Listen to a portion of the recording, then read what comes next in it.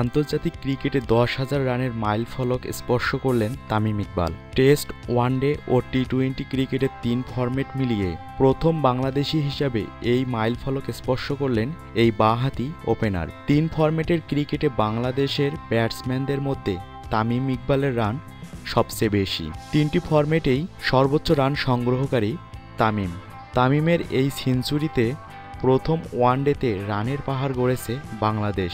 অষ্টম ওয়ানডে সেঞ্চুরিটা আরও একটি কারণে স্মরণীয় হয়ে থাকবে তামিমের কাছে। এই ইনিংসটি দিয়েই সে প্রথম বাংলাদেশি হিসেবে 3 ফরম্যাটে 10,000 রানের ম্যাজিক ফিগারে পৌঁছেছেন। ক্রিকেট বিশ্বে তার আগে 50 জন এই কীর্তি গড়েছে। দেখিস তুই শ্রীলঙ্কায় সেঞ্চুরি পাবি। গত মাসে মিরপুরে প্রস্তুতি শিবিরে তামিম ইকবালকে বলেছিলেন মাশরাফি।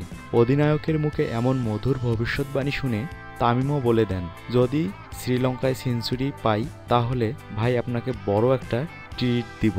তামিম শ্রীলঙ্কায় সেঞ্চুরি করেছেন এবং সেটা মাশরাফির সামনেই। রণগিরি স্টেডিয়ামে রেকর্ড বইয়ে এতদিন সেরা ইনিংস হিসাবে লেখা ছিল আফ্রিদির 224 রান। সেটা আবার হয়েছিল বাংলাদেশের বিপক্ষেই। 127 রানের ইনিংস খেলে লজ্জার রেকর্ড থেকে বাংলাদেশকে মুক্তি দিলেন তামিম ইকবাল।